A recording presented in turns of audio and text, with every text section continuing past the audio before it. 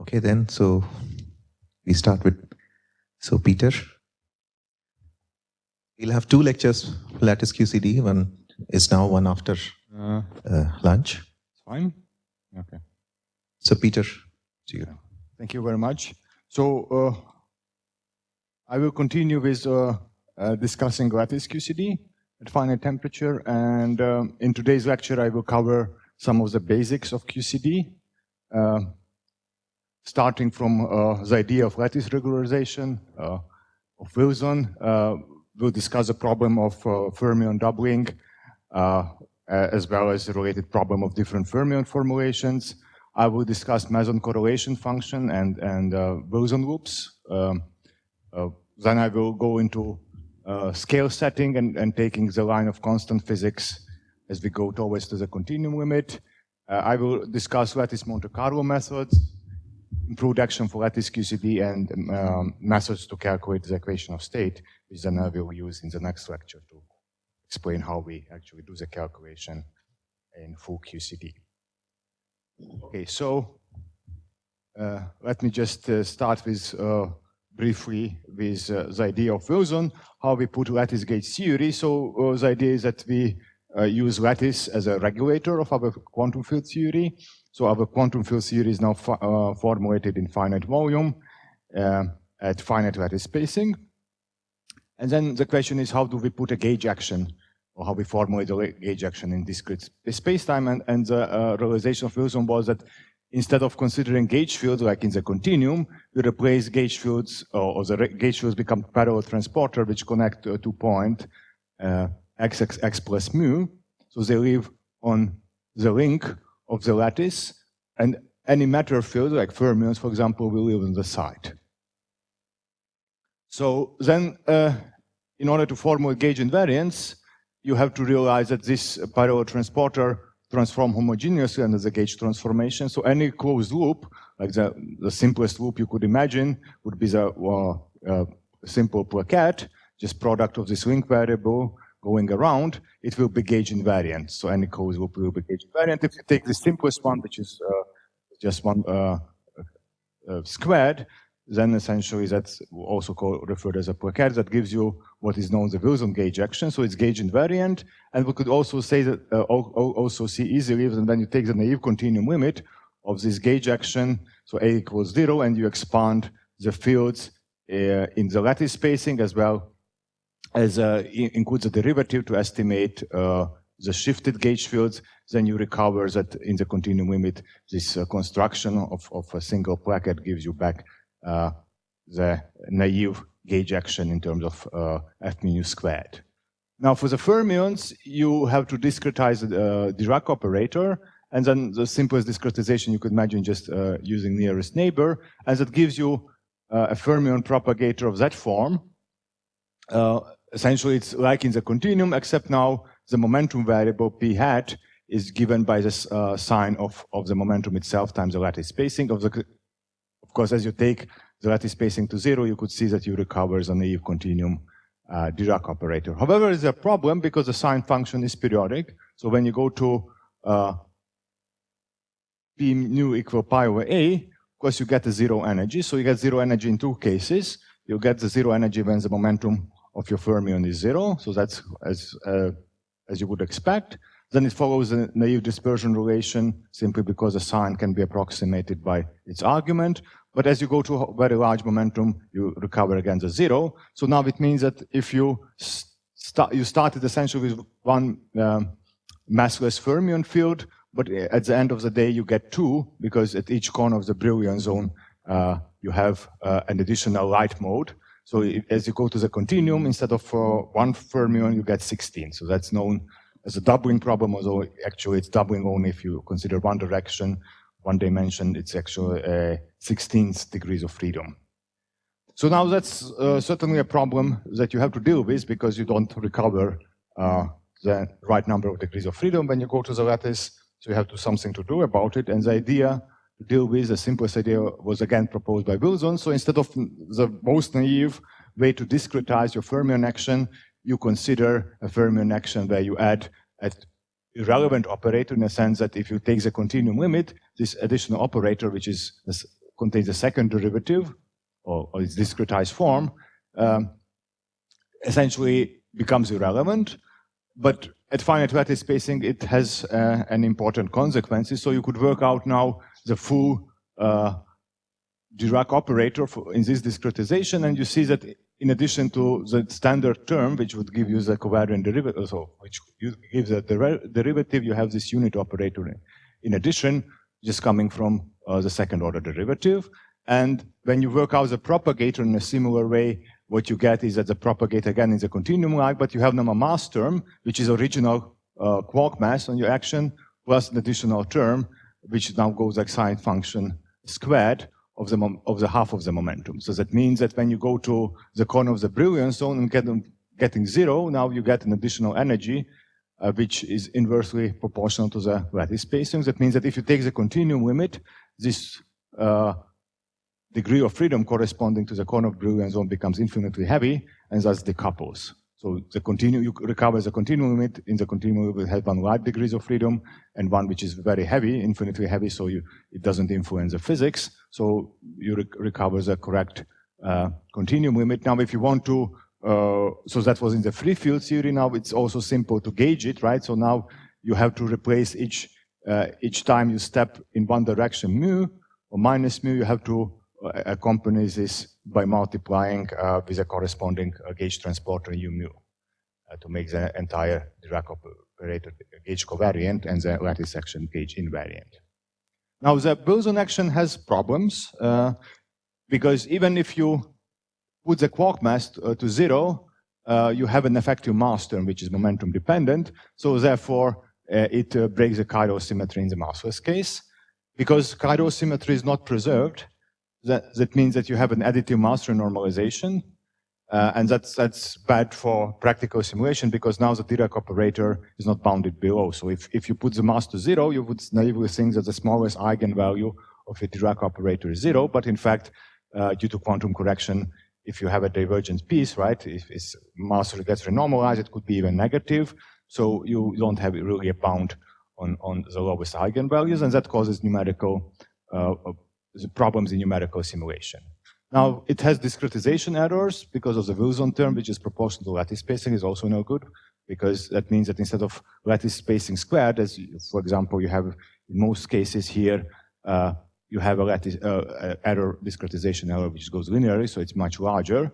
Nonetheless, Wilson action is very useful to study property of hadrons and spectral functions, so it's widely used in lattice calculation for finite temperature because it doesn't preserve the chiral symmetry, it becomes problematic. Now, an alternative idea to deal with a doubling problem was proposed by Kogut and Susskind the same year, and here is the idea that, well, you could try to diagonalize your Dirac operator by essentially doing a unitary transformation which depends on the space. So the idea is that you make a unitary transformation of the original psi field, the fermion field, such that in an appropriate basis, the gamma mu matrix becomes diagonal. So if you can find a unitary transformation, which depends now on x, such that Tx gamma mu and T dagger x plus mu is equal to 1 up to a phase which is now depends on x, then you essentially can diagonalize your Dirac operator. And if you do that, and as a solution to this condition that is actually gives you the phase, which now is -1 to the sum of the coordinates, and the corresponding unitary transformation is just a product of the gamma matrix raised to appropriate powers. So with this trick, essentially you get the staggered fermion action where you see that you have, it's diagonal, because it's diagonal in the Dirac indices, you have a summation of Dirac indices and otherwise it's homogeneous. But now, because it's just a plain summation of the Dirac indices, instead of taking all the 4 Dirac indices, you could omit the sum and just take one of these, because it's just replica of one another. Yes, please.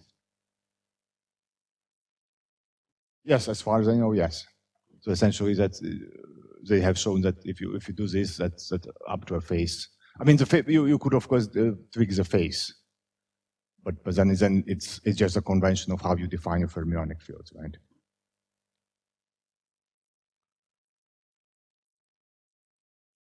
So you omit the sum. So instead of summing over 4, you just take one replica of this field, and that reduces the degree of freedom from 16 to 4. So you didn't really solve the doubling problem, but you reduced it. So you went from 16 to 4, and 4 is, you could think, is more manageable than 14. So you could, in principle, try to interpret this 4 as additional 4 physical flavors. So you're not interested in one flavor theory. That's okay. Now, the tricky thing, because it's diagonalization, that if you try to interpret these different kind of flavors, right, because you still have 4 of them as physical flavors, then you would somehow realize that different flavor and spin components sit at different corners of the Brillouin zone. So essentially use the different parts of the Brillouin zone to use them as additional degrees of freedom spin-off and flavors.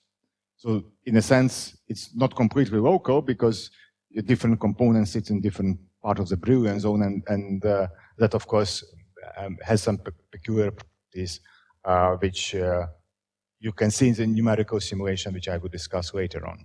So you have then a lattice action for 4 flavor theory. So you could ask, well, in the continuum, you would think that a full symmetry should be U4 vector cross U4 axial vector, but once you switch the interaction, this symmetry wouldn't be there, and instead what you have is a remaining UA1 U symmetry, U1 symmetry, which is a subgroup of the full SU4 axial symmetry, and you can see that this symmetry is just generated by rotating the chi field by some unitary matrix O on odd side, and it's daggered on the even. So in the even side you use U odd, and on the odd sides you use some other matrix U even, and vice versa for the conjugated components. And then on this transformation, the kinetic term just transformed to itself, right? Because UE dagger U is just unity, and the mass term just breaks the chiral, or this kind of remnant of chiral symmetry as you expect. And because you have this residual chiral symmetry, the norm of the staggered Dirac operator is bounded from below by the quark mass itself, and that's very useful in numerical simulation. You never have 0 eigenvalues as long as a quark mass is non-zero.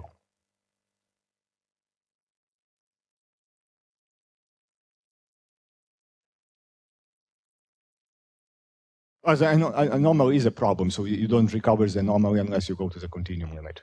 So yes, well, sort of, yes. So if you look at the physical consequences, normally you calculate, for example, the topological susceptibility, you get the right continuum limit seemingly. Although nobody knows exactly how it should, so it's difficult to prove, it's just an observation, right?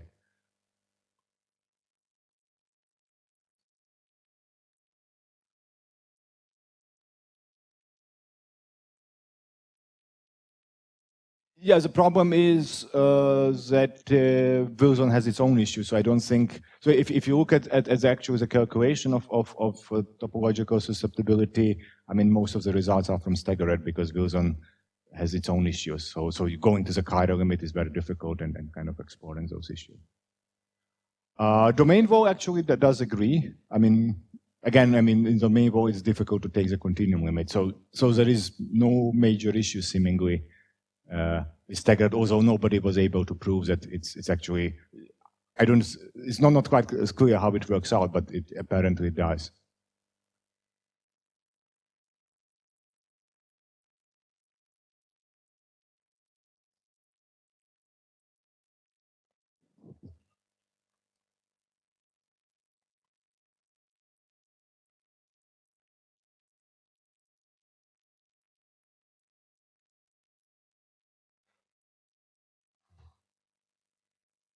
Well, it's not explicit. In a sense, you could make argument how it gets recovered, right?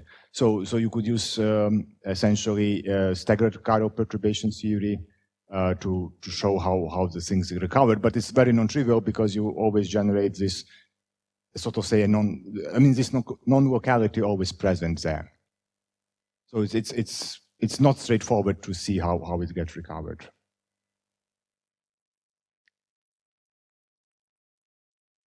Now, so we have seen that the Wilson fermions break the chiral symmetry. It removes the doubling problem. The staggered formulation preserves a part of the chiral symmetry, but it has some doubling in a sense that the minimal number of flavors, the minimum number of fermions you could have is 4. So then the question is, can we find a fermion formulation on the lattice that somehow more continuum-like, or in some sense does what you want to do. So we ideally would like to have a Dirac operator, which is local, meaning that it's bound by an exponentially falling function in terms of x, its x dependence. It preserves a cubic symmetry in a sense that if you go to small lattice spacing, it just recovers the naive form of the Dirac operator up to corrections which go like a squared p squared. No doubler exists, that is, dp is invertible for any non-zero p values, for any non-zero momentum. And finally, it preserves chiral symmetry in a sense that the Dirac operator anti-commutes with gamma 5. And Niels and Ninomiya proved a no-go theorem, which says that this condition 1 to 4, which we want to satisfy, cannot be satisfied simultaneously. So one way or another, you have to give up something. So in Wilson fermions, you give up 4, so you give us a chiral symmetry completely. And in staggered case, you give up the doubler, so you have some random chiral symmetry, but you have some doublers, which is then you try to interpret as additional flavors of fermions. Now, of course, there is a way out, and the way out was realized by Ginsparg and Wilson. They say, well, what if this strict relation where the Dirac operator anti-commutes with gamma 5, we replace with a milder one.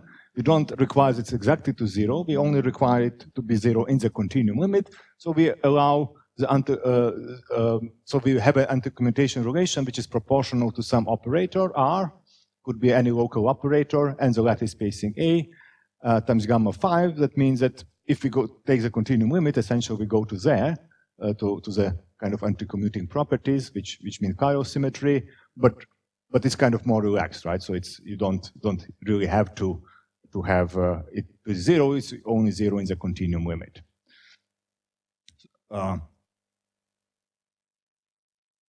Furthermore, because if you kind of assume this kind of relation, you see that for any solution of the Dirac equation, the right-hand side vanishes anyway. And for that way, that's of course the mildest way to break the chiral symmetry. So you have to break chiral symmetry on the lattice because of the no-go theorem. But if you try to break the chiral symmetry in this way, that the anti-commuting properties just satisfies up to a term which is proportional to lattice spacing, then the physical consequences of chiral symmetry or chiral perturbation theory still holds, still maintained. So in fact, if you would have a Dirac operator that satisfies this quantity, these properties, then if you work out the corresponding analog of chiral perturbation theory, it will be just like in the continuum. So there is no additional terms there. Now, if you have this Ginsparg-Wilson relations, then you could generalize the notion of chiral symmetry, right? Because now the chiral symmetry strictly means that you have the Dirac operator which anti-commutes with gamma 5. But of course, if it doesn't, then what is a chiral transformation? And Lucia figured out that in fact you could generalize a notion of chiral transformation by considering a modified chiral transformation, where in addition, if you consider a kind of an infinitesimal chiral rotation, then in addition to the naive term, which you have in the continuum, you have this additional term, and you could do it both for favor non-singlet and favor singlet rotation. Now, if you have this kind of generalized chiral transformations, then you could show that as long as Ginsparg-Wilson relation holds, the kinetic term of your lattice action, lattice fermion action, will be invariant under this transformation. So it's actually really acts like like as if it was a real chiral transformation, although it's not, it's modified, so it's not the original chiral transformation, but from the point of view of fermion action, for any Dirac operator that satisfies Ginsparg-Wilson relation is the same. Then you could also work the fermionic measure, and you could show that the fermion measure actually has this modifies for the singlet case by trace gamma 5 times d. And if you look what is this object, it's just nothing but the index of your Dirac operator. So it just counts the number of zero modes which have the negative chirality minus the zero modes which have the positive chirality, and therefore it's just gives you the topological charge density.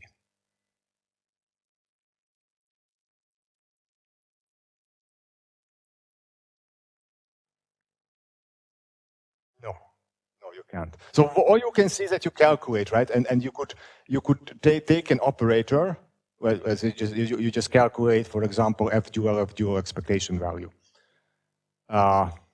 which, well, that gives you the topological charge, right? And you do it with staggered calculation. You calculate the topological susceptibility, and you try to so you take the continuum limit and you say, okay, does this topological susceptibility satisfy the prediction in the continuum limit after I've taken the continuum limit, the chiral perturbation theory, and it does.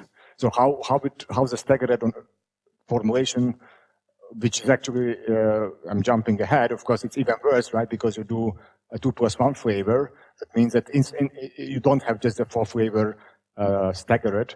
You have to take a root, square root of the, and nonetheless, after all, you get the correct continuum limit, which is seemingly agrees with prediction of chiral perturbation theory. No, there is no explicit relation. It's just a numerical observation.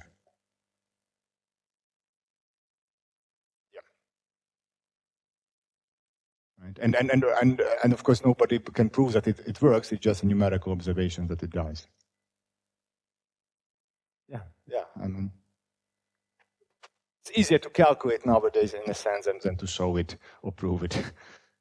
So in fact, if you look at the staggered, I mean, there are some arguments why it could work due to Sheigo, Shamir, and Stephen Sharp. Essentially, they use the idea from renormalization group, and they say that this non-locality of staggered actually could be tamed under some approximation, but it's not a proof, right?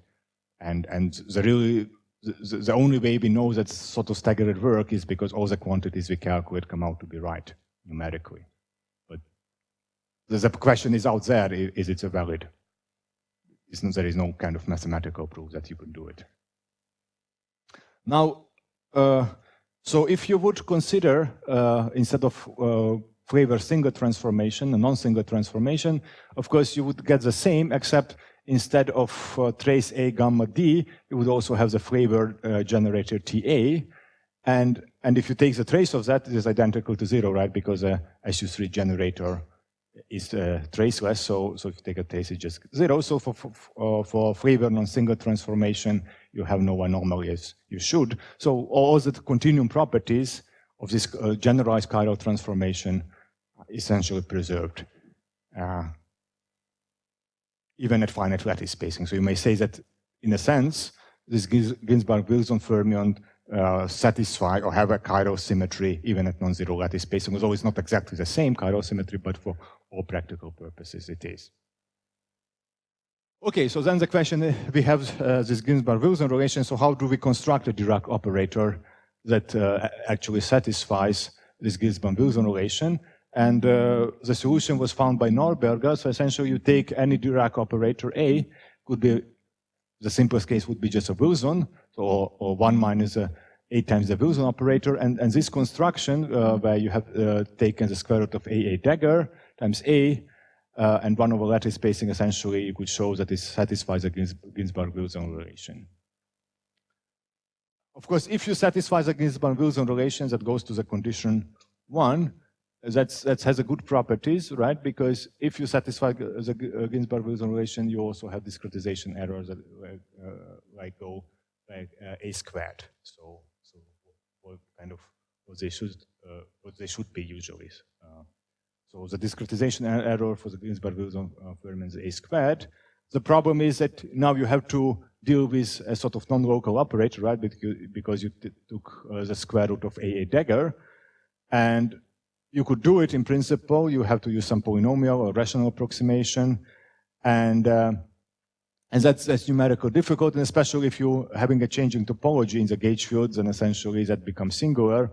So numerical cost of this formulation is at least 100 times, but probably even much more of the standard Wilson formulation. So this particular construction over fermions is rarely used in practical lattice simulation because it's just too expensive. There is another way to implement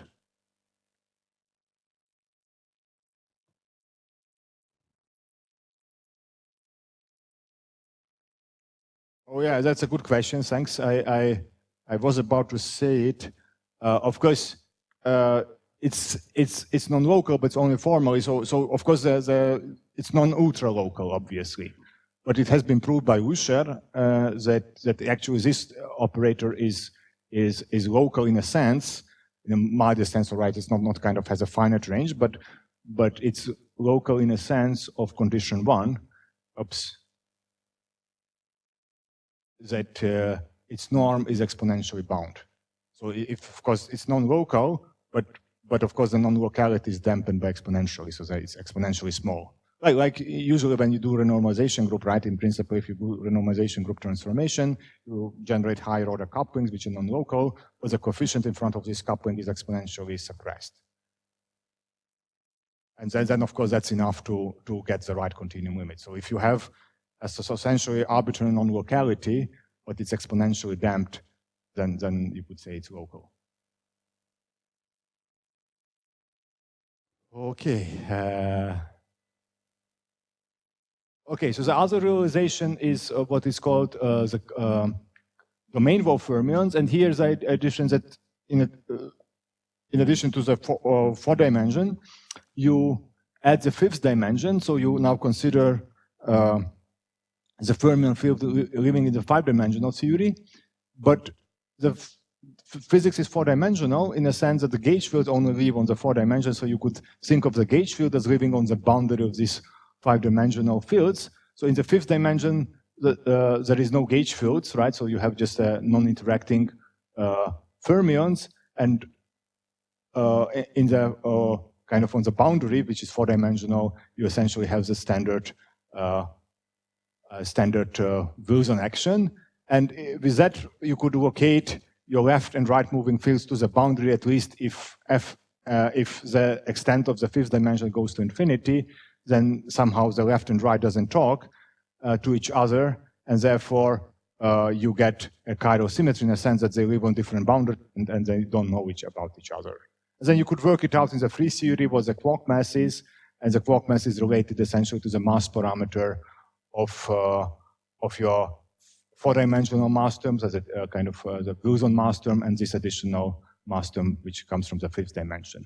So that was proposed by Kaplan and Shamir, and it turned out that of course you cannot go to to infinity, so you go to some finite fifth dimensional extent, like which nowadays vary between 16 and 32, and the fact that the extension in the fifth dimension is finite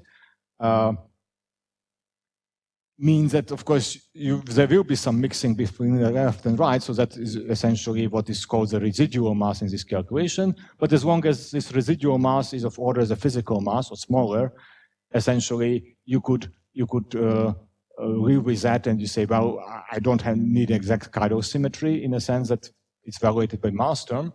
You have this mixing at right and right, but that left and right modes, but that anyway you have in the continuum. So I just use it as part of my physical mass. So then that's related to the question how you tune the mass in practical simulation to get realized. But it's still, well, the cost of simulation is typically proportional to the number of the time except times the Wilson formulation, because now the matrix is ns times bigger than the standard Wilson calculation, but that's manageable, and that's essentially a version of the chiral fermions, if you wish, that extensively used in numerical simulation, in particular by RBC collaboration. Rick and Brookhaven, Columbia for various purposes, and I will show some results from it later on when we discuss the chiral transition temperature. Okay, any questions so far on fermion formulations? Yes, please. Yeah, so this is all new to me, so I'm just... the way we started was by looking at the Wilsonian formulation, and we added an extra term, and there was some problem with that. Well, there wasn't a problem well, I mean, the only problem with that was that you don't have the chiral symmetry at finite lattice spacing, right? Right. The problem is that now you have this extra mode. Well, the original problem was that it was going to 0, so you add this Wilson term to kind of lift the degeneracy and give it a large energy as you go closer to the continuum. But the price you have to pay is that you have your mass term, your naive mass term is modified, and now it becomes momentum dependent. So essentially, even if you set the quark mass to 0, you have this additional term, right? And that essentially acts as a mass term, so at any finite lattice spacing, essentially you break the chiral symmetry because you have an additional mass term. So okay, so the problem. So that's not kind of the side effect. Another side effect that the discretization error, because you put this irrelevant operator proportional to A, becomes A times G squared. Okay, and drawbacks. Yeah, you could live with that in principle because you take the continuum limit and there is also something about the number of flavors. Oh, that's with staggered. So with Wilson, the nice thing about Wilson that the flavor symmetry is preserved. So you have, if you started with 3 flavors, you add these 3 flavors, and all the 3 flavors becomes the same. So if you look at the symmetry pattern, you've broken the chiral symmetry by this mass term, but all the flavor symmetry is still there. So that's good.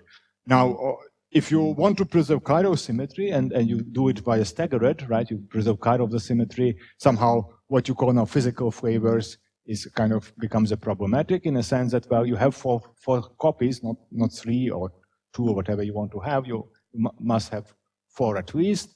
Then of course you have this problem that these 4 flavors instead of and you still don't have the full chiral symmetry, but you at least have a part, and certain things work out. And then of course you could go more complicated, right? And then you go to Ginsparg-Wilson fermions, where you say, well, I preserve kind of some form of chiral symmetry by imposing this anti-commuting relation, and I have everything.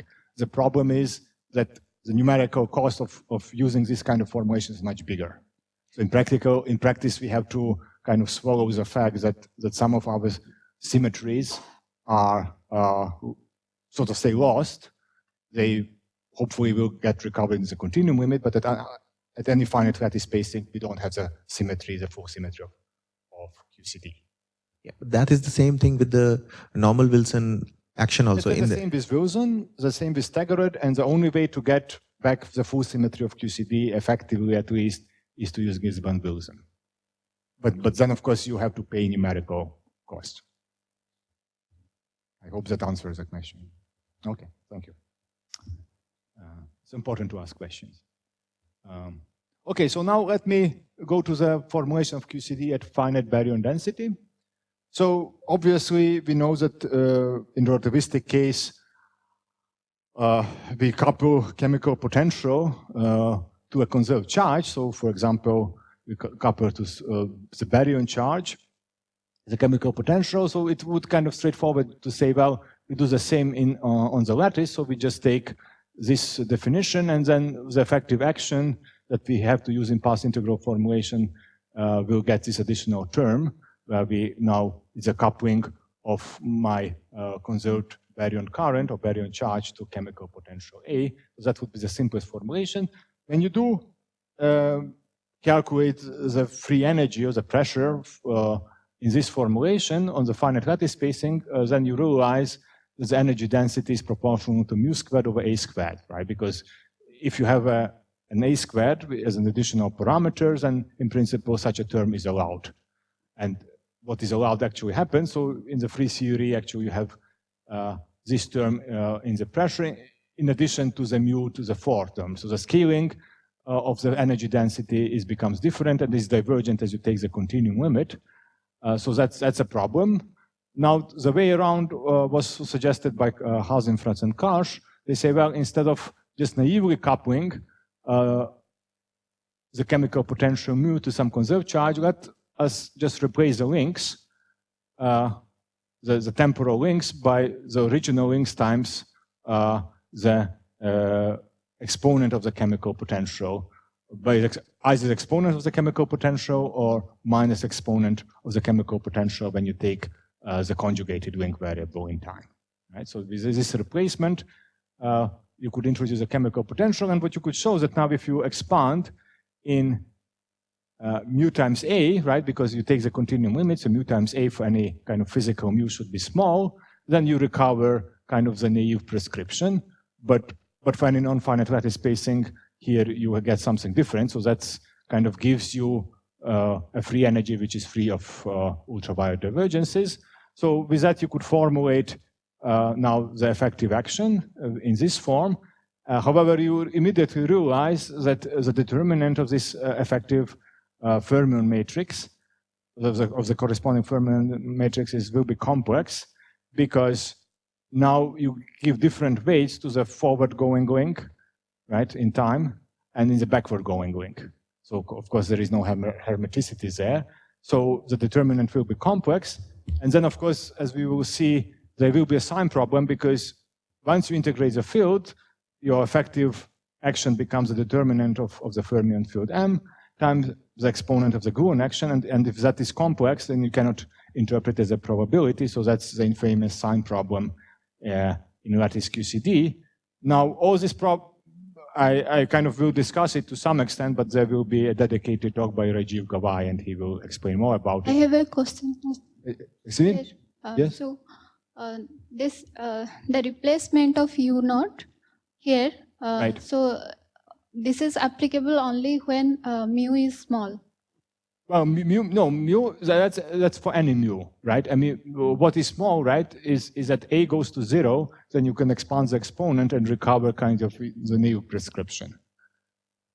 But for any mu, right, it's this thing will have a complex determinant because you have a different weights of the forward-going link and backward-going link. Okay. Right? Yeah. For any mu. Now, of course, the way you deal with it is that if mu is small, then of course you could, once you did kind of, you use this determinant, you could essentially Taylor expand in the physical mu.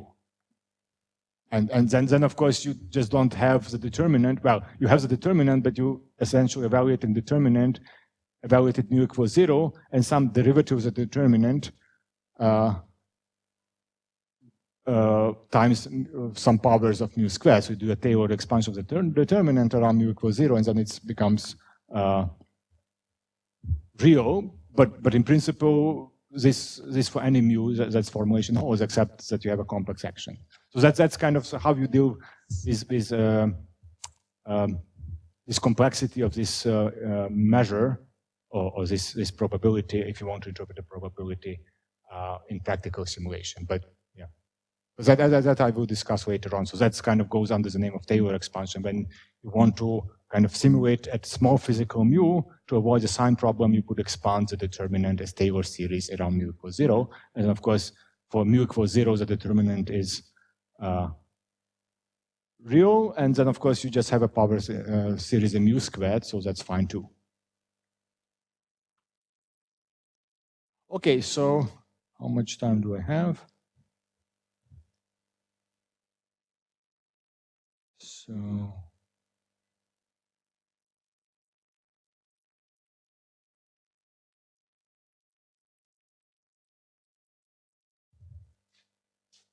$30 minutes, 50 minutes. Okay, so it's 43. So that's at Quarks.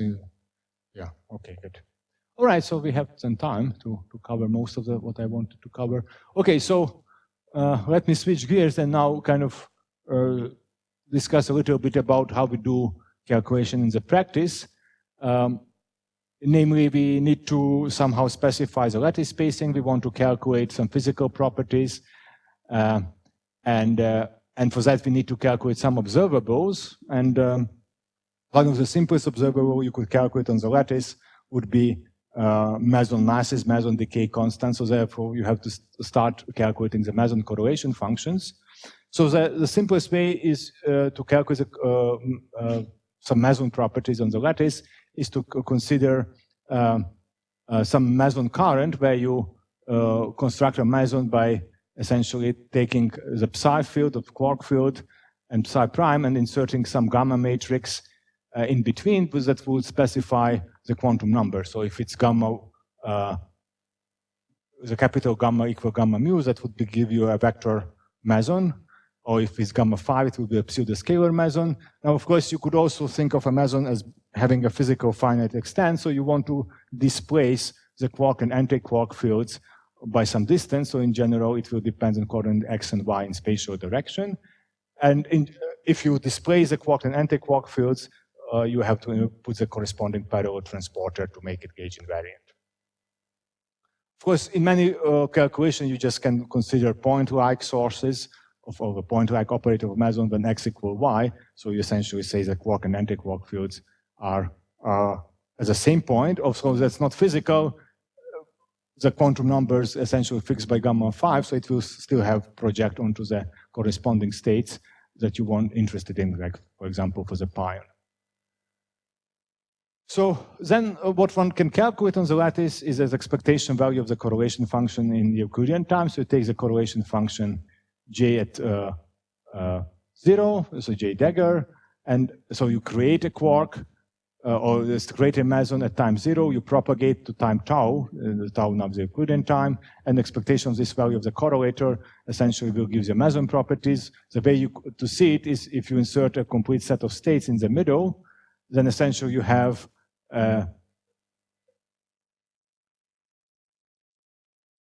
eigenstate of your QCD Hamiltonian. So when you evolve this operator in the Heisenberg picture, it gives you essentially the mass of the meson, and then you have an overlap factor of this state you're interested in, some meson state n, and the vacuum is this operator j, and that's nothing but the decay constant. So if you go to a large Euclidean time, this correlation function will be dominated only by the first state, so that will be the ground state meson, and then the amplitude of this correlation function gives you the meson decay constant, and the exponential fall-off of it gives you the ground state meson mass. So that's how we practically calculate meson masses and meson decay constant on the lattice. Now, of course, you could consider static quarks. So imagine these psi fields are not essentially dynamical quark fields, but static, so you could infinitely heavy quark fields, so they could only propagate in time. And in that case, you could kind of solve the Dirac equation of this fermion field psi, or this quark field psi, formally, right, in terms of essentially the Wilson line in time direction. So if the time evolution of psi field, then it's just given by the psi field at 0 at some spatial position x, and the corresponding path order product of the gauge links, or the gauge transporter. So here I introduce this L, which is on the lattice. Of course, this gauge transporter just becomes a product of time-like link variable. So now, if you have a static meson, therefore, this correlator reduces to essentially the correlation function of two Wilson lines. And in order to make it gauge invariant, if you have some finite meson some extent, so you separate the quark and anti-quark field by some finite distance. So, for example, the quark field sits at x and anti-quark sits at point y. Then to make the entire thing gauge invariant, you have to introduce the spatial transport in addition. So the L essentially describes the propagation of a quark field in time. Then the L dagger is a quark propagation, the anti-quark propagation time, and to make everything gauge invariant, in addition, it's this field U. And this is just the same thing what we had in the mesons, where once we separate the field, we have this transporter U. And now you see that in the static case, the static meson propagate correlator essentially given by what we know the Wilson loop. So it's a closed loop that goes around the lattice, right? And it goes to some large time extent. It has some finite separation in space direction. So you could do a spectral decomposition of this object in the same way as you did for normal meson correlation function. So again, it will be a sum of exponential decays. Each of them is a kind of overlap of your Wilson loop operator with some physical state, which corresponds to some static meson, and the energy level is En.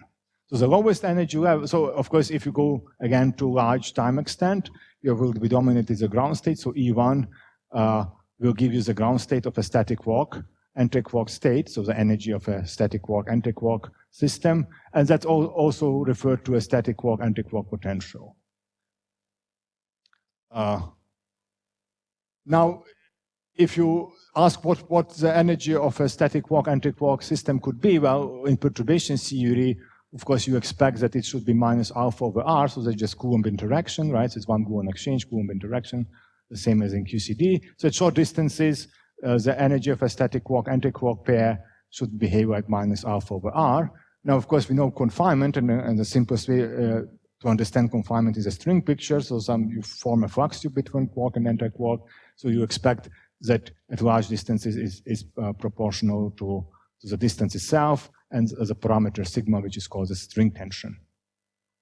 So in a sense, confinement means that the Wilson loops, so the potential is kind of at large distances is proportional to R, and therefore the Wilson loops obey the area law in a sense that if you look at the Wilson loops, it's an exponential of sigma R times tau, so it's proportional to the area of this loop covered here, provided that both R and tau are large. So that's kind of why we call this Wilson loop is the order parameter of confinement, because if you have a confining theory, you just measure the Wilson loop and you see whether the logarithm of the Wilson loop scales with the area, so that's the area law, and if you have an area law, you have confinement. Now, of course, you could also ask the question, what are the higher excitations? And in principle, the higher excitations in the string picture, you could think that if you have a flux tube and the string between quark and anti-quark, the string could fluctuate, and that produces additional energy level. So the higher excitation in the spectral decomposition of the Wilson loops are the hybrid potentials. So that's something which has been calculated, being routinely calculated on the lattice. Here I just show a static quark anti-quark potential obtained in full QCD, so in 2+1 flavor QCD, as functions of distance, calculate different lattice spacings. So I will show that you vary the lattice spacing by varying the gauge coupling beta. And here for this quantity, of course, the discretization errors are small. Therefore, all this lattice calculation essentially fall on the same line. So you nicely see that lattice calculation shows the Coulomb part at short distances, and at large distances, you get something which is linearly rising as you would expect naively. So you see the confinement in the linear rise of this static quark anti-quark potential. Just to side remark here, the distance is given in these units R0, which is kind of the standard units in lattice calculation to, for example, to fix the lattice spacing, and is defined such that the derivative of the potential times R squared is equal to some number, 1.65, for historic reason. They just wanted to have a scale which is not too large, so it's less than a Fermi and not too small, so the discretization error are under control, so that's where this number comes from. You could also estimate kind of the slope of the curve at large distances, which gives us string tension, and the square root of the string tension is 470 MeV if you look at the numerical calculation. Now, in pure glue theory, people also calculate a higher excitation level of which somehow contribute to the sum, so the spectral decomposition of the Wilson loops. And here I show all the energy levels that one can extract for the static quark anti-quark system in now kind of pure glue series and old fermions. So the ground state potential here at large distances is this black line. It shows the linear rise, and then you have higher excited states, so excitation of the string, which are kind of proportional. Again, they proportional to the distance itself, so they also show the stringy picture, but they have higher excitation energies. So we have kind of the whole spectrum of string excitation, if you wish, on the lattice, okay, identified on the lattice.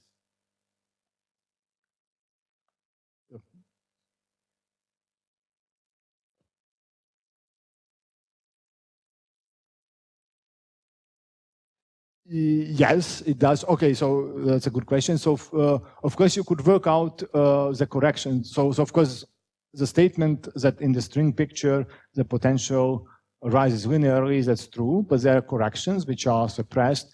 And if in the string picture, actually, the correction to the linear rising is actually pi over 12r, which actually I plotted here, right?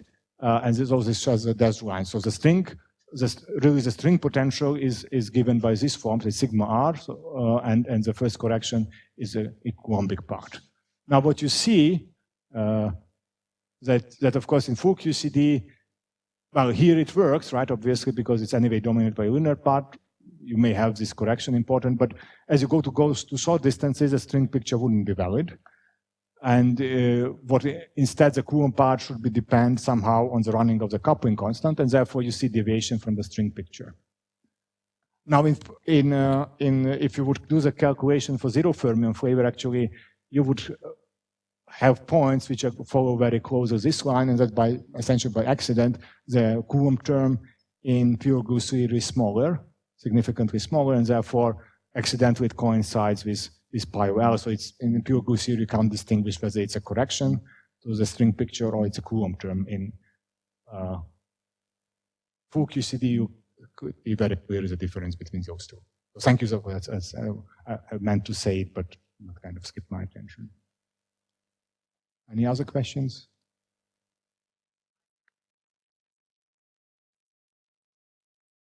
Pi over 12, that's essentially the string calculation, Napongoto string. So that was done by Wisha a long time ago. Yes?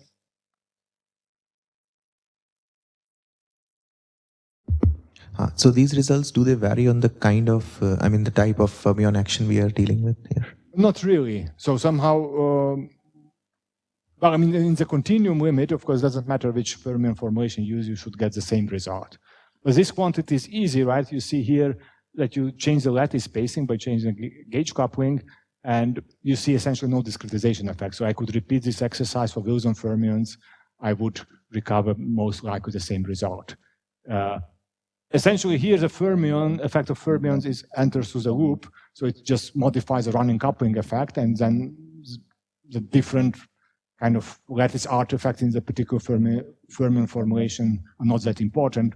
What is important is that you have the right number of flavors, right? So if you have 3 flavors, you get this. If you have 0 flavors, you get more or less the dashed line.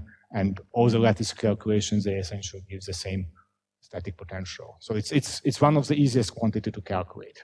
And for that reason, it has been often used to set the scale in the lattice calculation. Okay, so now let's go back to scale setting and the lines of constant physics. So the problem is that on the lattice calculation, we calculate some quantity, like I discussed the meson mass, and we always calculate in lattice units. So we calculate some quantity m, which would be the meson mass. It's some number, 0.2, but that's the number in lattice units. So you could view it as the product of the mass in physical units times the lattice spacing, and you don't know what the lattice spacing is usually, right? So furthermore, you have to take the continuum limit, which means that you have to set the a equal to 0, so a going to 0, which means that if the physical mass is constant, a equals 0 means that your lattice mass that you actually measure in calculation should go to 0. In other words, the inverse correlation length, right, the inverse correlation, or the correlation length with the inverse mass should diverge. So in a sense, when you go close to the continuum limit in lattice calculation, it's like tuning your system to infinite correlation length, which happens as a phase transition. So you essentially, in order to take the continuum limit, you take your lattice action, you take your lattice system, and you have to tune the parameters such that you approach a second order phase transition where the correlation length diverges. Now, of course, you make the system critical, and then you see why nothing should depend on the lattice action, right? Because the lattice action is essentially the physics at the level of the lattice spacing, and the physics, the continuum physics, is what happens at very large distances. So essentially, as the distances of the correlation lengths, right? That's the physical distances you're interested in. And once you tune the system to a critical point, and the microscopic details, like the lattice formation, do not matter, and you have the concept of universality. So it doesn't matter which action you take, if you go to the continuum limit, you tune the system to be close to the phase transition, you have the universality. So you lose any information about or any dependence on the microscopic details or whatever lattice formulation you use. Now, what you have to require, of course, that certain combination of dimensionful quantities should be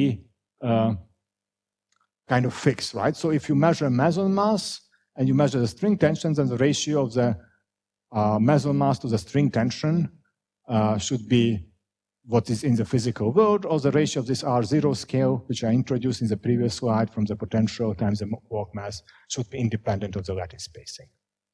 So essentially, now, if that's correct, then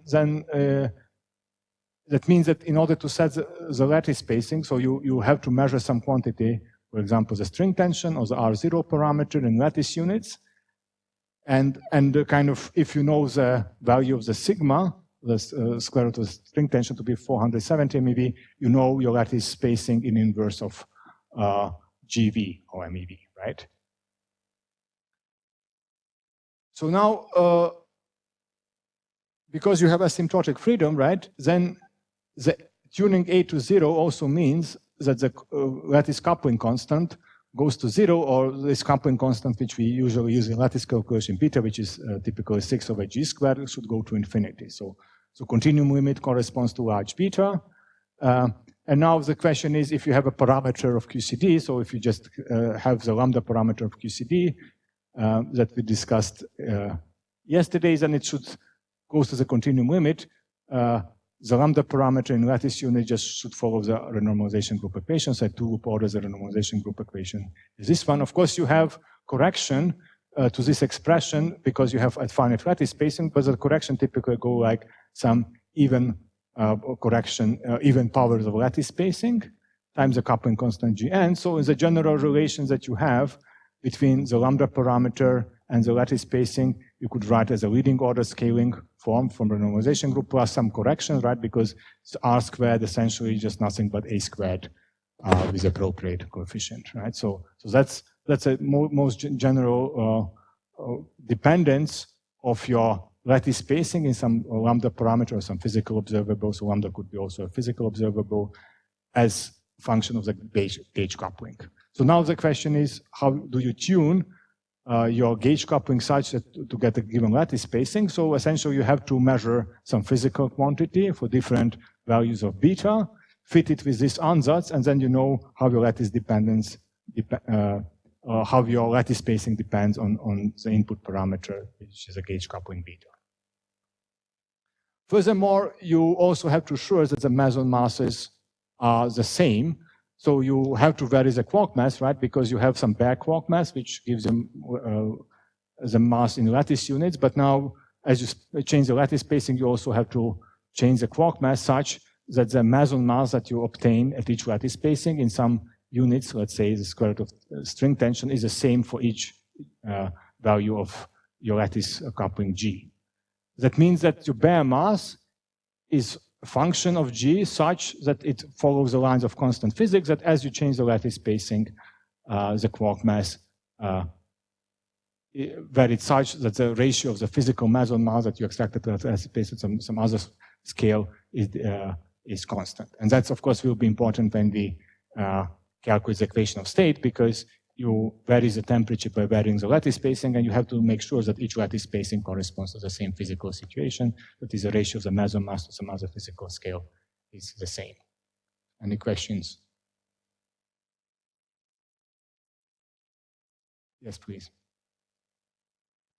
There you have expression, I mean, in the expression for RG, you have beta 1, beta 0. These are zeroth, leading order contributions for the... Right, so that's a standard one loop, yeah, two loop coefficient of the beta function, which are universal, right? Because that's here we use the fact that up to 2 loops, the beta function is universal. So it doesn't matter whether you calculated MS bar or lattice, beta 0 and beta 1 is always the same.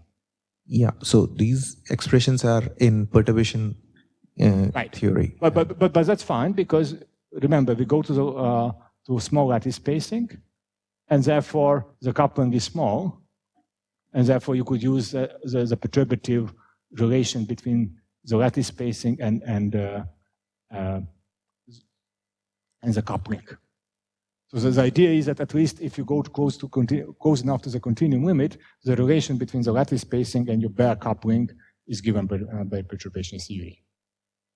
There are corrections to it, but the correction you could also parameterize, and they're here. So if you're not in the continuum, well, you're close to the continuum, but not quite. So you may worry about this type of effects. You could include them systematically, because now, as you see, a squared is just r squared, right? So you take into account the corrections, and what you have to do now, you have to determine you have additional parameter. Of course, you have always a parameter C0, right? Because if it's some lambda QCD, that's fine, but it could be some other scale. You don't calculate lambda QCD directly.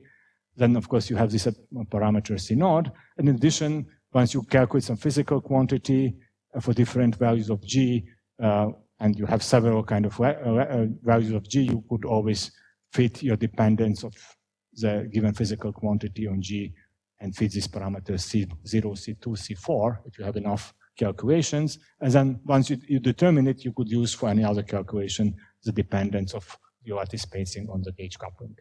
So the idea is that you have to measure some physical quantity as function of different lattice spacing. You fit with this kind of form, this general form of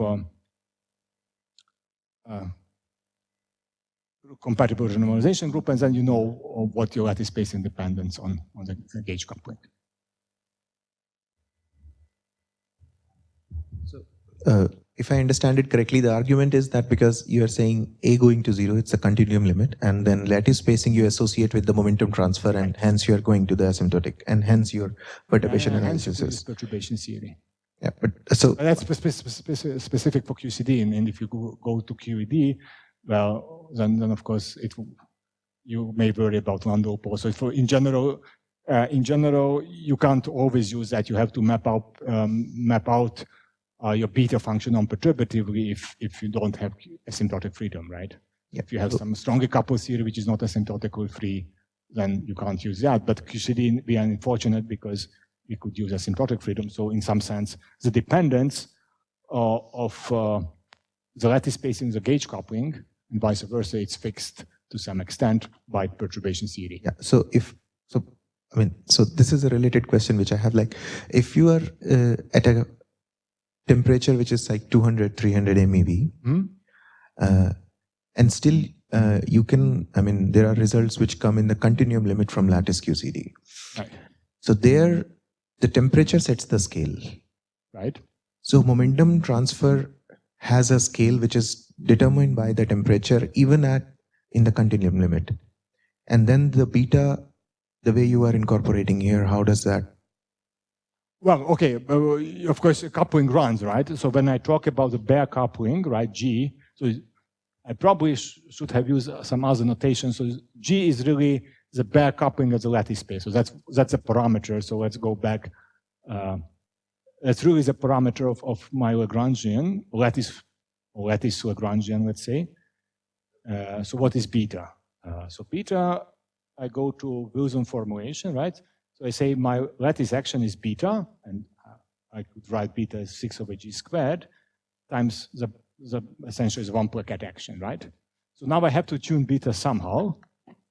But this beta is essentially the bare beta, so it's a bare coupling of my theory. It's not renormalized. So it's essentially the coupling at the scale of the lattice spacing. So no matter whether my temperature is 200, 300 MeV, I measure, I'm interested here about the coupling at the scale of the lattice spacing. And now, typically, if you work at 200 MeV, you have a temporal extent 12, then your lattice spacing, inverse lattice spacing is 300 MeV times 12, which is 3 GeV, right? And therefore, it's in the perturbative regime. So in a sense, no matter, of course, you're interested in the physics typically, which in infrared scale, and the coupling there could be large, but the coupling we are talking about is a bare coupling, which is always the scale of the lattice spacing, and that is small if the lattice spacing is small. And of course, then the renormalized coupling could be completely different, right? You have to evolve it to lower scale, and then it will be larger. But here on the lattice, we always talk about coupling, the pair coupling, which is defined as a scale of the lattice spacing.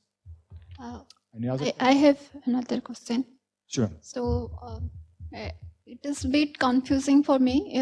You are using that perturbative beta function, right. But there are some works where they calculate pressure around the transition temperature. So on lattice, and they will be using that beta function. Well, the beta function we use essentially to relate, because what I what I do in practical simulation, right? I say let's do the lattice calculation at beta equal, let's say 6, right? Yes. So I use this action, build an action at beta equals 6. I don't know anything, right, except that beta equals 6. Now I have to determine A, the lattice spacing. Yes. So I could determine, let's say, some observable, let's say the polar curve loop. Yes. As function of beta, I see some transition. I say, okay, as the transition happens at beta 6 point, so I do actually more than one beta, I do 6.0, 6.1, 6.2, etc. And I see, well, the transition happens, something happens around 6.1. Now I need to tell what this 6.1 means in terms of transition temperature. And for that, I need to know what is the relation between my beta and the physical scale. The temperature, of course, I know in lattice units. So the temperature is 1 over A over tau. So if I know tau, let's say use 12, just for the sake of the argument, and A, now I don't know, right? So what do? I measure, I do a zero temperature calculation of each of these beta I used. I measure the string tension, as in of what I can now convert this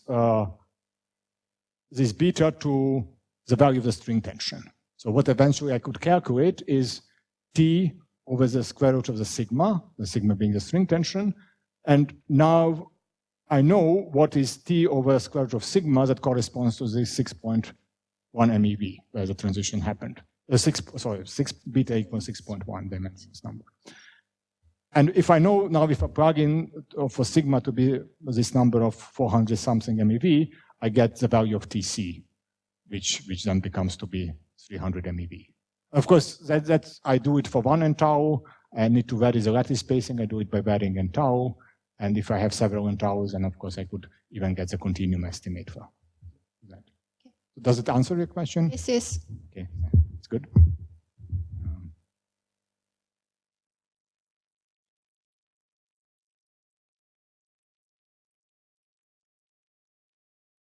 So I have 14 minutes. Oh,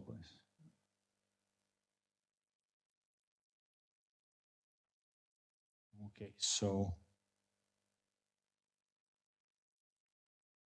where was it? Okay, so we discussed how we set the lattice spacing, but it's very good because it's conceptually not so easy. It's very different how we do calculation, let's say, in the continuum, right? So here we have to change the mindset. So that's essentially, if you understand this slide, you understand like 99% of what we do in Lattice QCD. Right, so somehow the way we do the renormalization is very different. We don't throw away divergence. We just tune the system to infinite correlation lengths, and then we could forget about the fact that the lattice spacing is what it is, right? You never see the lattice spacing again. Okay, so now in the remaining 40 minutes or so, let me try to walk through how we do the lattice calculation in practice. So as I said, we want to calculate some observable at finite temperature, which is given by this form. So it's given by the path integral of the lattice QCD Lagrangian. And we have periodic boundary condition for the gluon fields, anti-periodic boundary condition for the gauge fields. And typically any observable you could write as a product of the gauge field, so some observable which depends on the gauge fields, and kind of product of fermion fields. So now the fermion fields being Grassmann variable is not something we could treat on the computer. So what we want to do is essentially do an integration over the fermionic variable in order to get rid of the Grassmannian variable in our path integral. So fortunately, we could always do it because the fermion action is always quadratic in the fermion field psi and psi dagger. So we can carry out this integration. And once we carried out this integration, we end up with a determinant of my fermion matrix D, which could depends obviously on the gauge fields, right? Because it's in the gauge background. It depends on the quark mass, depends on the chemical potential if I have any. And of course, it also depends on the number of flavors. The remaining part of the gauge action is just the integral over the gauge fields. The observable, which I now write as products of the gauge observables, and some fermionic observable, but now you see the fermionic observable, if I integrate out the field, it just becomes product of the propagators of the fermion propagators, right? So I replace psi x1 and psi x2 by the corresponding propagator, which depends on the gauge fields. And of course, you have the gauge action as a weight. So essentially, the weight of this path integral is given by the fermion determinant to some power NF, which is the number of flavors, and the exponential of the gauge field. So that's essentially the measure which I have to sample, or is a probability density I have to sample in Monte Carlo methods. Now, of course, there is caveat. So if I have staggered formulation, of course, it has 4 flavors, interesting flavors. So this NF actually becomes 4 times NF in terms of physical flavors. And to get, let's say, 1 or 2 flavors, I have to make NF in this expression to be fractions. So if I want to do, for example, 1 flavor theory, then I have to replace NF here by 1/4. And then I'm simulating effectively a 1 flavor theory with staggered. Now, the other issue is that if mu equal to 0, then it's fine, because as we discussed, the determinant will be positive. And we could use Monte Carlo method for importance sampling, which means that in order to evaluate this integral, I have to generate gauge fields, which kind of follows the distribution given by this determinant of the fermion matrix times the exponentiated Gluon action. So I generate the corresponding gauge field n times, and I calculate my observable as simply the observable evaluated for this gauge field, which I sampled n times, and so I sum over all of them and average over n, and in n equal to 0 infinity limits, or where I kind of sample the gauge field many, many times, I get an estimate of my expectation value. So that's like Markov chain Monte Carlo. We generate gauge configurations according to this probability and evaluate the observable we're interested in on this set of gauge configuration and take n to be as large as we can, and then we have an estimate of the expectation value. Now, if the chemical potential is non-zero, this is complex, and then we can't do an important sampling, because if this combination is complex, I cannot possibly interpret as a weight or a probability density, so I cannot do Monte Carlo. Of course, as we will see, kind of putting this determinant in the numerical calculation is also difficult. So in many years ago, and still now, if we have a difficult calculation, the first thing we do what is called Lattice QCD, where we simply set the determinant to be 1.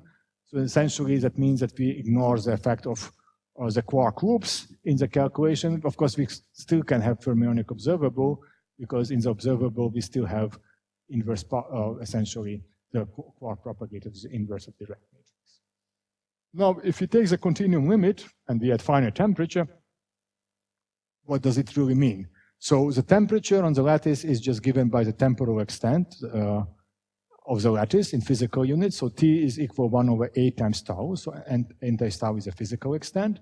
And now if you take A to going to 0 limit, you want to have the fixed temperature. It means that n tau should go to infinity. At the same time, you need the box size to be fixed. That means that you have to take n tau to infinity when n sigma, the spatial extent of the lattice divided by temporal, is some fixed number. So that essentially gives a physical lattice volume. Of course, the problem is, and if you try to do the estimate of the numerical cost, you find out that the costs go like inverse of the lattice spacing to the power 7, or equivalently to the number of time slices you simulate to the power 7. Of course, they also increase inverse of the quark mass, so simulating at wide quark mass closer to continuum is going to be quite expensive. There is a penalty you have to pay. And therefore, what you want to do in practice, you want to do the calculation such that discretization error is small enough, but the lattice spacing is not too small, because if the lattice spacing is too small, the computation becomes prohibitively expensive, and therefore For practical calculation, it's always mandatory to use some improved discretization scheme, and I will discuss discretization schemes which go under different acronyms like STOUT, ISC, and those kind of the improved action that we use in practical lattice calculation. Okay, so now how do we simulate? Obviously, the problem is that we have this determinant, and that means that our effective probability or effective action is non-local in space. So you cannot use local updates as you would do, for example, in spin model to generate a Monte Carlo chain. So you have to do something else. Of course, in practice, you also have to deal with have to think how you deal with the determinant. So if the determinant is not positive definite, you can make it positive definite essentially by using the fact that DD dagger is always positive definite and takes the determinant of that. That gives you a two-flavor theory, and if you want to go with a one-flavor theory, you could take the square root of that one. But it's always, so the trick to replace D over DD dagger is always works because you always have a positive definite expression there. Now, in order to represent this determinant in Monte Carlo simulation, we use a pseudo-fermion field trick, essentially represent the determinant as an integral of some bosonic field phi and phi dagger of the inverse of DD dagger, right? So you could represent your fermion determinant in this form, and therefore the effective action you could always write as a gauge action plus the part from pseudo-fermion fields, where you have to take the DD dagger inverse and multiply by psi dagger and phi dagger and phi, right? So those are the pseudo-fermion fields. So now you manage to essentially have written the entire action in terms of fermionic or bosonic variables, the pseudo-fermion field and the gauge fields. Of course, what you have to do in order to do that, you have to invert the Dirac matrix or the DD dagger, inverse of DD dagger, and then essentially it means that at each step of your calculation, you do have to do inversion of a large sparse matrix, which is a fermion matrix, so it's kind of counterpart. Now, this kind of effective action you could write in terms of Hamiltonian, because you could introduce a conjugate variables either to the gauge fields or to phi, because the conjugate variables or the conjugate momenta would be just Gaussian. So integrating over those will just give you a constant. So you could formulate the path integral of your observable as a path integral over the conjugate variables, the gauge fields, the pseudo-fermion field, and the corresponding conjugate momenta. And now this is just like a statistical physics system with all classical variables, the conjugate momenta, U and phi, following the Hamiltonian dynamics. So then the idea is that, well, if in order to kind of evaluate the path integral, you just could essentially use Hamiltonian dynamics, so to say, evolve the momenta and fields in fictitious times, the Monte Carlo time, right? And kind of generate a microcanonical ensemble, and by ergodicity, it should be the same as kind of random sampling of this field. So you essentially sample the field by solving Hamilton's equation of motion, and this idea goes under name of molecular dynamics. So assuming ergodicity, kind of sampling this field essentially by solution of classical equation in this fictitious time gives you a set of gauge configurations that you could use later on. So this is a kind of the form of the Hamilton equations for the conjugated variables and the fields. So you have to evolve your fields according to this equation as well as a conjugate momentum.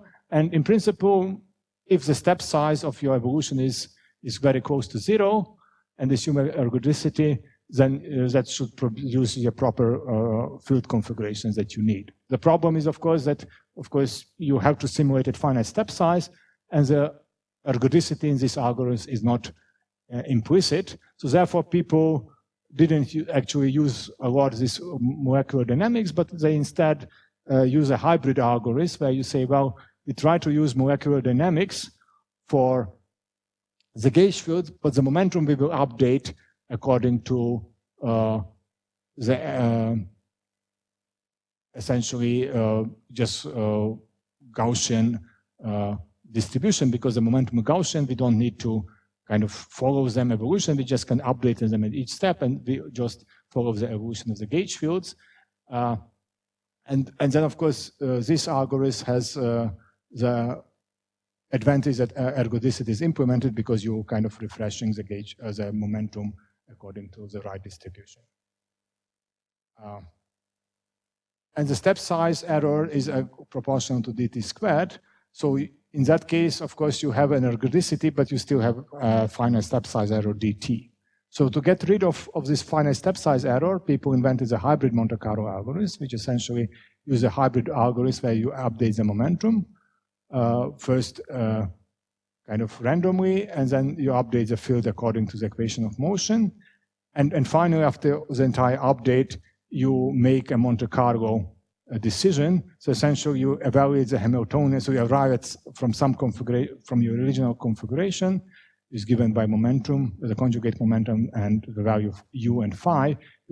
After the equation of motion, you get something which is some new configuration, which I denote by p squared, p prime, pi prime, u prime, and phi prime.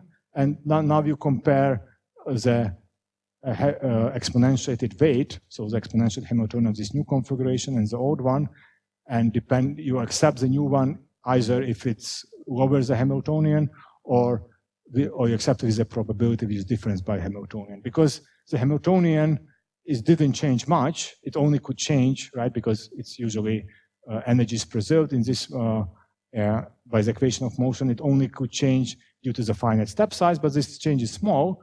So this probability of accepting the configuration will be close to 1. So most of the time you're likely to accept the configuration. And this algorithm is essentially ergodic and exact. So you produce the right gauge configurations. Okay, I have 0 time. Should I stop here? Questions? I have quite a few more slides to go.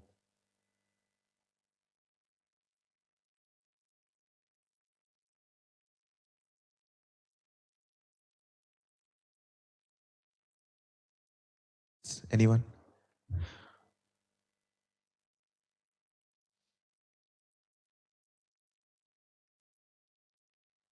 If there are no questions, should I kind of go over a few slides more?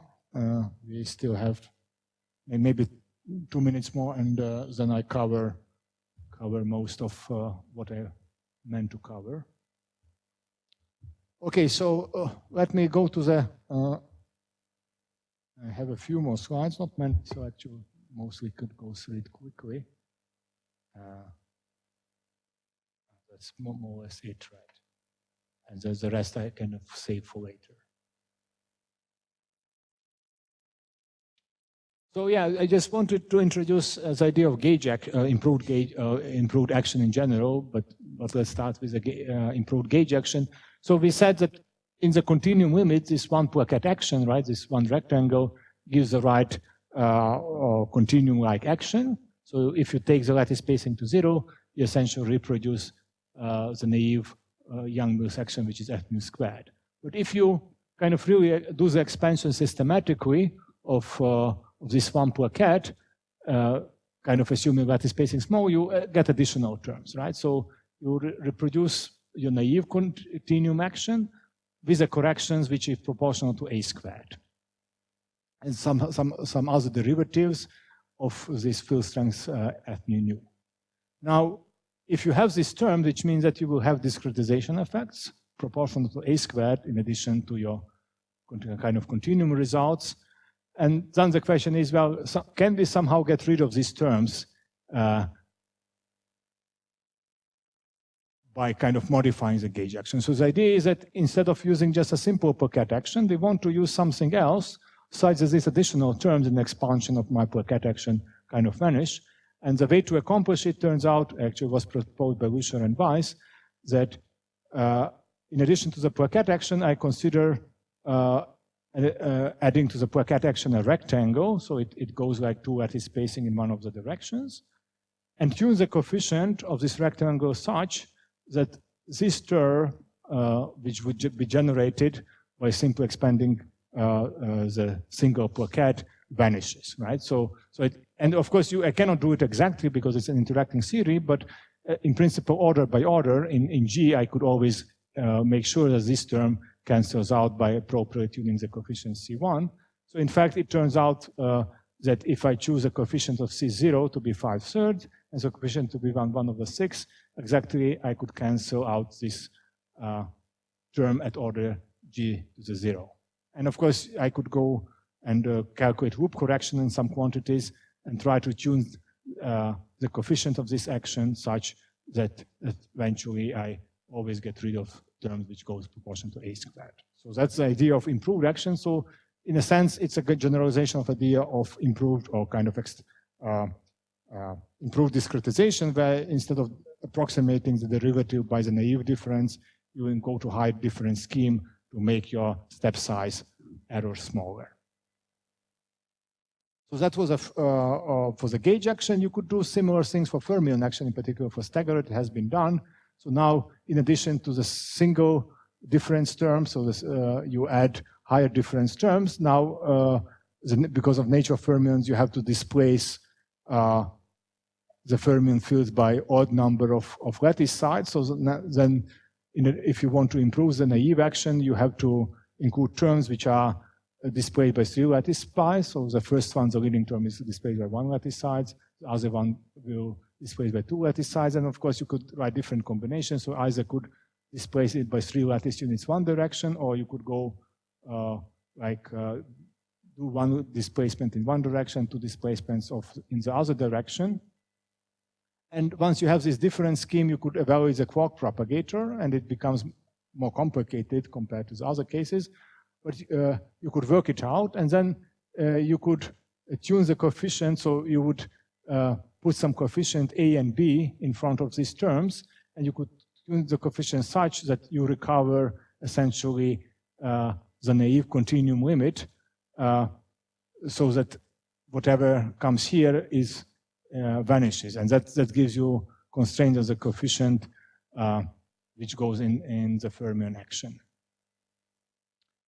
So this way you could improve the fermion action, but of course there is another thing if you use staggered, that your different spin and flavor components sit in different Boolean zone, and therefore they feel the gauge field differently. In other words, if you have a gluon exchange with high momentum, it could change one quark flavor to another. So you want to suppress this interaction as well. And to do it, you need to replace a usual gauge link variable in the action with some combination of gauge links which go around the loops. And it has been shown that in order to suppress the leading order G², A² artifacts, that which leads to this changing of taste or flavor of your staggered fermions, you have to use this construction where you replace the single gauge action by a kind of combination of the original link and these more complicated passes. So there are different ways to different scheme to improve the fermion action. So depends how you want to tune this coefficient C1 and C2 in front of the one link and two links. So typically what you have to do is in one link, you replace the gauge link by this fat gauge link with a combination of the original gauge link and these more complicated steps. And you have this option of going to higher differences by going in one direction by 3 lattice points, or given going in different direction. And those kind of choices referred to as snake action and P4 action. For the reason I won't go in much detail. So, but what's important here is that now you could calculate what's the impact of this improved action on calculating the pressure of a gluon gas or a quark gas. So certainly in the free case, you could easily estimate the pressure at finite lattice spacing, so at finite and tau and in the continuum limit, and you look at the ratio of the pressure calculated at finite lattice spacing, meaning finite and tau, divided by the pressure calculated in the continuum, which is just given by the Stefan-Boltzmann law. And you could look at this ratio as function of n tau. So large n tau means closer to continuum limit. And you see, for example, is a gauge action. If you use small n tau, you have very large discretization effects. And as you go to larger n tau, you get closer and closer to continuum, but you always have some discretization effects.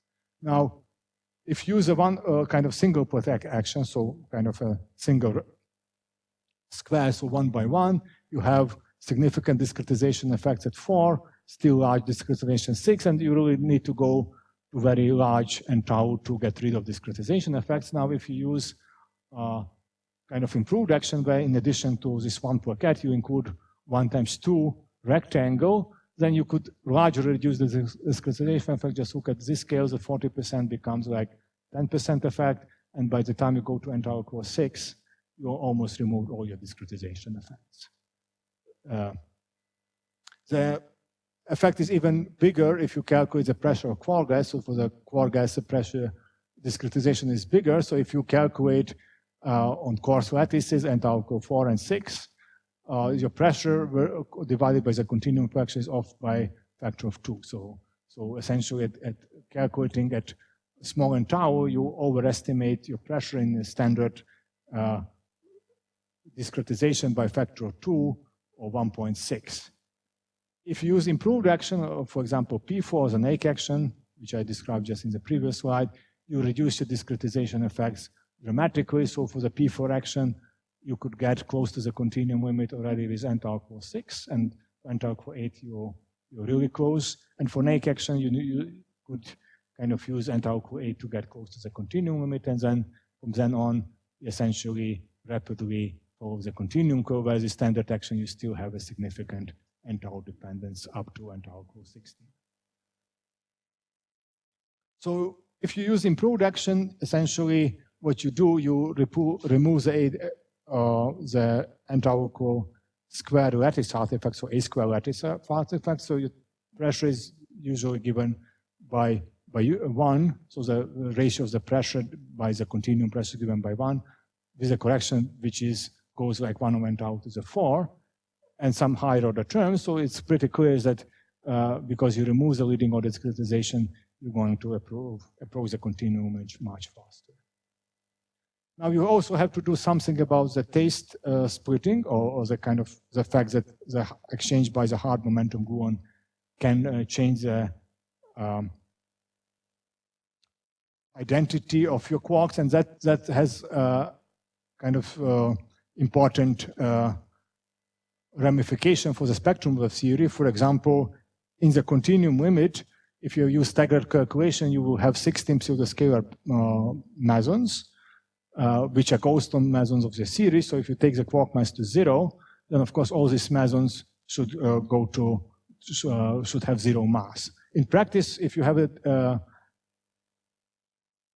finite lattice spacing, of course that won't be the case because you will have only one Goldstone bound. Remember, in staggered calculation we have only the U1 remnant of the chiral symmetry, so that of course ensures that at least you have one Goldstone boson.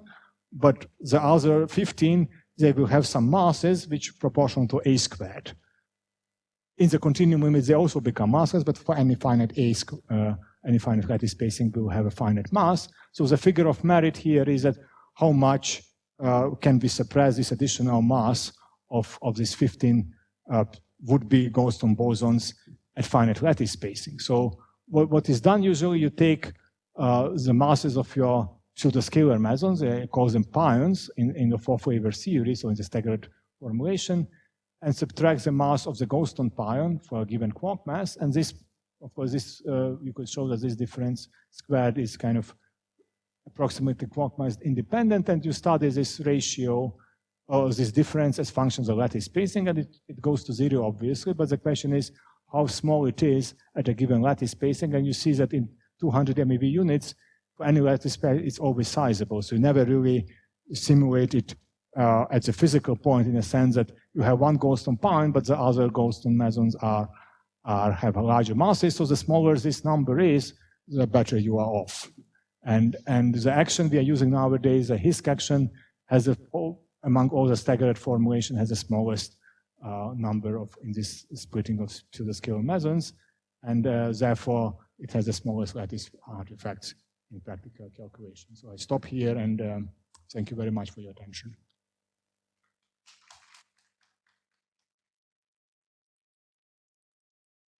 Questions?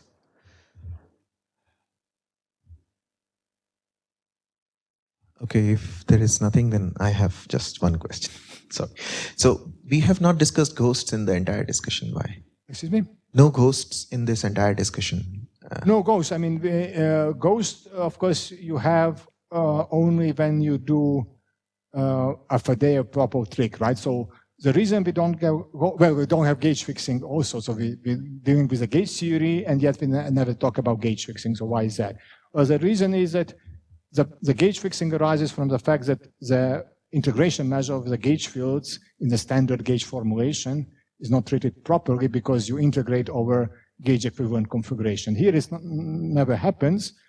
Well, in fact, you could integrate over gauge of the same gauge configuration without affecting anything. So first of all, the measure, the integration measure, is finite. It's a group theory measure. So you have U1 that belongs to the SU3, right? Is an element of SU3, and you know the integration measure, that's a Haar measure, and it's finite.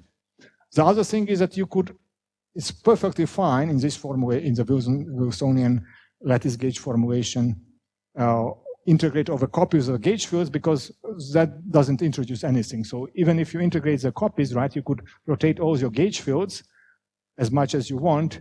It doesn't change the bracket, any closed loop. So any physical quantity should be expressed in gauge invariant terms, and the gauge invariance means that they have to be closed loop, and it doesn't matter if you integrate the closed loop over many times or as a gauge transformation, right? You could integrate a gauge transformation, it doesn't change the expectation value of the closed loop. Therefore, in this Wilsonian gauge formulation, no gauge fixing is necessary, and because you don't have gauge fixing, you don't need ghosts.